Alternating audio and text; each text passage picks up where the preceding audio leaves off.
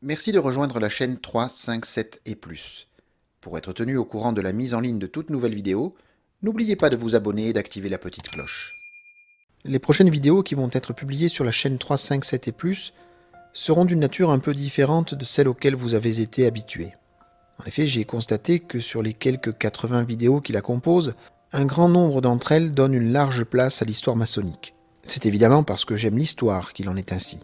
L'histoire est importante, certes. Elle permet de savoir d'où l'on vient et peut-être nous aide-t-elle à déterminer ce vers quoi nous allons.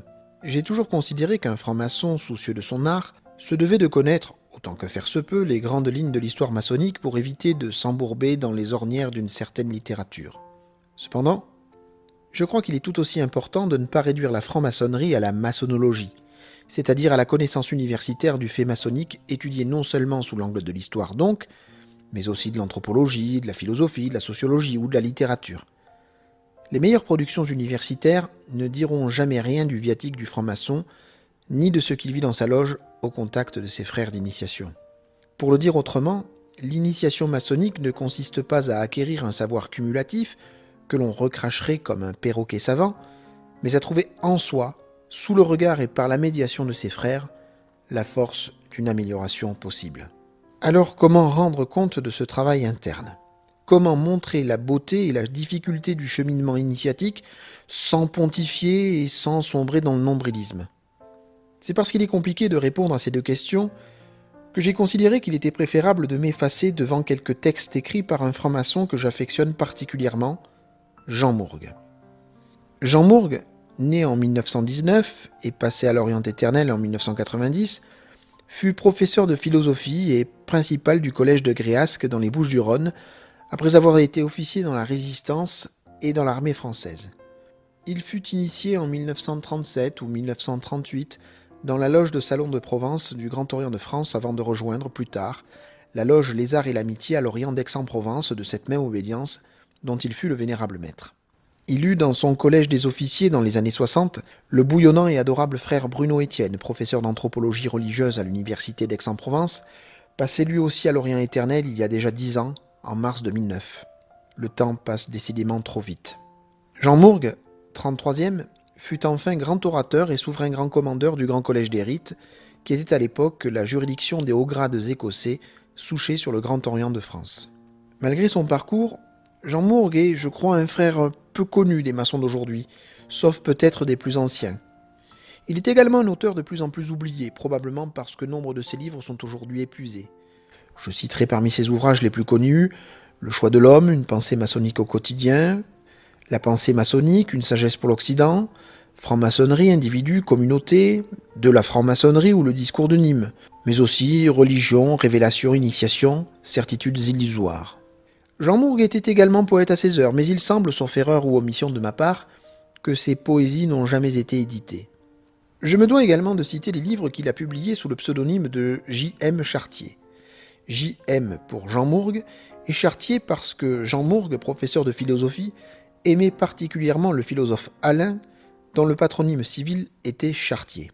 Parmi les ouvrages écrits sous ce pseudonyme, il y a Mémoire d'un franc-maçon, Lettre à un profane, Lettre à un apprenti, Lettre à un compagnon, Lettre à un maître, Lettre à un vénérable maître. C'est d'ailleurs l'un de ces derniers livres que j'ai retenu pour la série de vidéos que je vais vous proposer sur la chaîne. Il s'agit des Lettres à un apprenti. Pourquoi ce choix ? Parce que la lecture de ce petit ouvrage, comme celle des Mémoires d'un franc-maçon, m'a toujours accompagné depuis mes premiers pas dans l'ordre. J'aime y revenir de temps en temps, comme on relirait les lettres d'un vieil ami. Je m'en suis détaché, certes, et pendant des années, mais je me suis aussi rendu compte que j'y revenais, notamment lors des périodes de doute. Elles agissent sur moi en quelque sorte comme une Madeleine de Proust. C'est la raison pour laquelle je voudrais vous les partager. L'autre raison, c'est que ces lettres rappellent l'essentiel du cheminement initiatique, sans trop tomber dans le descriptif qui souvent frise la faute de goût. À savoir que l'art royal, c'est avant tout la connaissance de la condition humaine et les moyens de l'accomplir.